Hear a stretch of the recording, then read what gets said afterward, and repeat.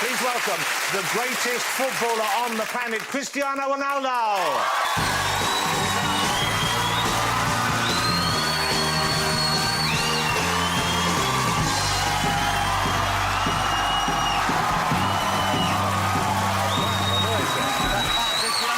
Cristiano Ronaldo, come and sit down, Cristiano.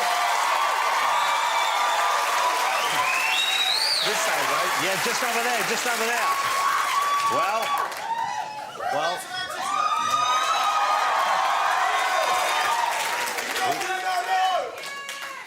I think you have one or two fans in this evening. So nice to have you here. Why do you not do this kind of show more often? You must be asked an awful lot, I'm sure. No time. No time? No time. Just too busy? Yeah, kind of. Many trainings, many games. We have to travel a lot.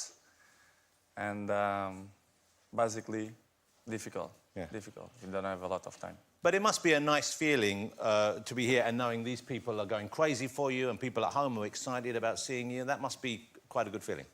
Well, it's an unbelievable feeling. I was here in England for 6 years. Yeah. And I respect English people a lot because they are very polite and they respect... Serious. That felt like a warning. No, but it's true. The timing that I spent here, the people treat me unbelievable. I'm never going to forget that.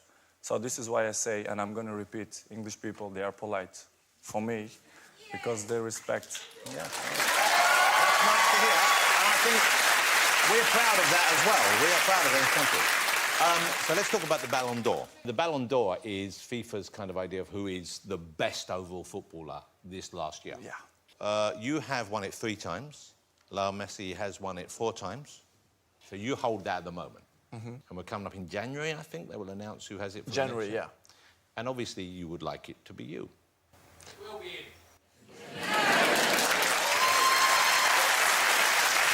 You know what? If I had have known Sepp Blatter was coming, I would have prepared him to keep him out. So, what are your estimation of how it might go, and what are your feelings about the result either way? To be honest, I think you're going to win. Messi going to win this year. Yeah, but you know, it's FIFA. Just... you know what I'm saying? How do you get on with Lionel Messi now? I heard you say that you're a little bit closer, you're a bit more relaxed together. You used to see him just as a rival, now you see him more as a human being. I don't have rivals. I don't have. We have a normal relationship. We share this stage there in FIFA 8 years. Yeah. No one's did that in the past. It's only us. Yeah. So it's good. I have a good relationship with him. He play for one club, I play for another club. He want the best for him, I want the best for me. So it's normal. We have a good relationship. You know, we are not home friends, but you know, we respect each other. That looks like a very good relationship, right? What is he wearing? Well, let me talk. There's so many questions to ask you, but let me talk about your time here with Manchester United then. How old were you when you came over to join Manchester United? You were just 18? 18, yeah. 18 years old. And you'd already left home at 12, I think, to go to Lisbon, so you were used to living away from home. But coming here and meeting British people and having to work with Sir Alex Ferguson, that must have been quite a shock in some ways, I imagine? Not really. It was the key why I'm moving here to England. Because I remember I had a conversation with him when we play Sporting against Manchester, and we had a quick chat, and he told me, listen, I'm interested in you. I want that you join us in Manchester. It was the key. So it's unbelievable person. He treat me very good. He's, as I say many times, he's like a father for me in football. So I have to appreciate what he did for me. I passed 6 years in Manchester, very good. I win many titles in terms of collective and individual. It was unbelievable timing for me here in England. Well, your English now is very good. Well, I try my best. Yeah? And this isn't me just being polite. It is very good. But when you first came, I guess it wasn't as good. And certainly, I have spoken it all my life, but I find it hard to understand Alex Ferguson sometimes. So that must have been difficult for you at first. But I still don't understand him. Yeah, well... Because in the beginning, I had to translate, a Brazilian man. So you had a translator Of for... course. What, for all British people or just for Alex Ferguson? Well, basically, only for him. Yeah. What things do you remember then? What things did he help you with? Which things did he teach you about to become a better footballer or a better person? Well, it teach me in both ways. And in terms of personal stuff, I just have to say thank you for what he did for me. Especially when I remember the thing that I have more in my memory is the time when my father was sick in hospital. And we had in a tough moment of the season because we had important games in the Champions League, in the league. And I say, coach, I need to go to see my daddy. And I was a key player. I was a very important player. Yeah. And he said, listen, your family is the most important that you have in your life. If you want to go 3 days, 4 days, 5 days, you can go. These moments is what I keep for me because it was the most important moments in my life. And he shared with me. This is why I respect him. And for me, is the best coach I ever had. You know, you said earlier, he was like, you've said this before, he was like your father in the world of football. And there you just mentioned your biological father, who died in 2005, I think. Yeah. You know, I think a lot of us, I'm not that close with my father, but I have a couple of memories from when I was young that I remember very fondly, which are quite special to me. Do you have memories when you were young of you with him that you treasure above the other memories? Yes, I have unbelievable memories. When I started to play football, my father was so proud of me because, you know, he was a kid man of a football club. And a few goals, I scored goals, and next day I come in the paper like a small part, and he was so proud. He put it in his paper, and he showed his old friends in a neighborhood. It's unbelievable memories that I have, and it's great. I just have his memories in my mind of my father, of these small moments. You talk about that in the film. Why do the film? Who came to you with the film? How did the film Ronaldo happen? And what was it that made you want to do it? What did you want to share? What message did you want to send out? Well, basically, when the Universal coming to me and to my team, say, listen, I'm interested to do a documentary about you. It was like, in the beginning, I'm in shock. I say, movie about me? You thought, why me? Why not Lionel Messi? Yeah. I understand him because they're looking for the best player in the world. So. Well, I will give you that for that. Okay. And I think at the end of the day, the last result, it's good. I'm not sure something fake. It's me. The people who really know me, my friends and my family, they're not going to surprise. But I did the movie for my fans. As you know, the guy who have more followers, it's me. Not by coincidence, it's because people like me. Yeah. Probably. Well, you can't say that often enough about yourself, of course. But it's true. Yeah. So I did. No, it is true. I know it's true. So I did for them, for my fans, especially because they're always with me in the great moments and in the bad moments too. So I did for them. But let's show a clip. This is the film Ronaldo. It's available. You can watch on DVD and you can stream it and do all that kind of stuff, all the modern stuff here. But this is it, Ronaldo. Okay. Well, there are some very intimate moments there. And you see Ronaldo with his son there. It's a very funny moment there where he says, is he serious that he wants to be a goalkeeper? Do you know? Yes.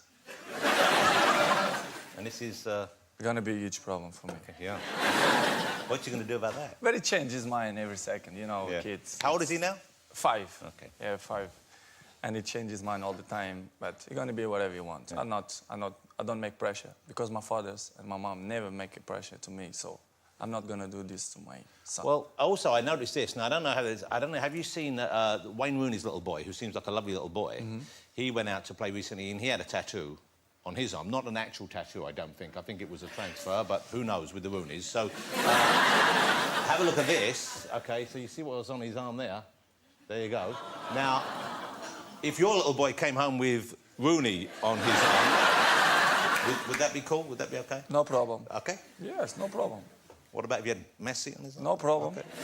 Same. If you will do that, it's because he's smart. He knows he's good players. That's fair enough. That's a good point. He is. Yeah, that's a lovely answer. Well, we'll talk about this a little bit more, but your mother, obviously, is a hugely important part of your life.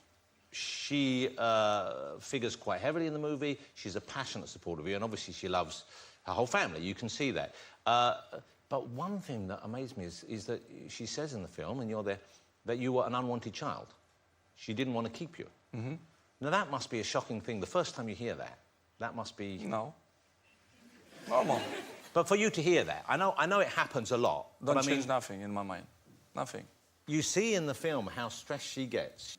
She's very involved in your career. And when she sees you playing, I mean, it's almost too much for her sometimes. Too much. Yeah, and she takes tranquilizers to help her get through this. How does that affect you, though, knowing you're playing, but knowing she is going through that as well? Does that ever figure in your mind during a match, or...? No, I just make a rule. Big games, you know, she cannot watch. It's true. Yeah. I don't take her to my box, or I put it someone in home to go walk with her when game starts. Until it's over. It's the solution. And how important is she to you now? For example, if you had a friend who didn't show love to your mother, respect to your mother, how long would they stay a friend for? They're never going to be with me, next to me, because I have a security and make him sleep, so... So don't mess with mama. Yeah. That's what we're saying. Okay. And this, once again, this is touched upon in the film, of course. You have never revealed, and I don't think you ever intend to reveal or share, the identity of the mother of your son, okay? Cristiano's mother. And the thing that occurred to me while watching the film was your mother is so central and important to your life. But he does not have that relationship with his mother. Mm-hmm. Surely that must concern you. For me, it's not a problem. How you see in the world, many kids don't have mom, don't have dads, or dads die, or moms die, and they beat him up. Cristiano have a dad, unbelievable dad. I have grandfather, grandmother. I have support of my family. Yeah. Great. Of course, it will be like, why it don't happen? Listen, some points in the life, it's private. And people have to respect the privacy of the people, you know?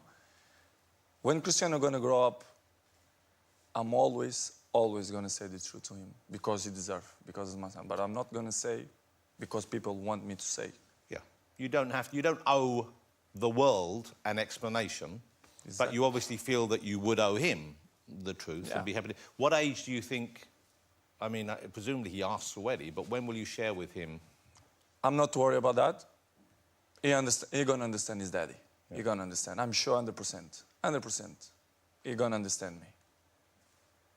I'm gonna say the time when I feel that is the right time.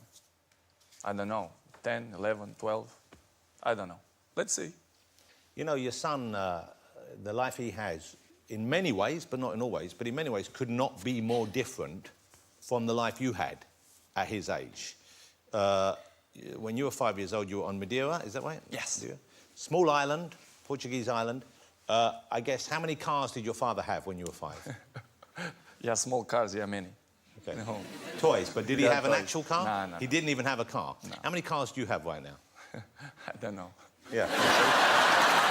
So that's a big difference. I don't know. Yeah, that's a good honesty.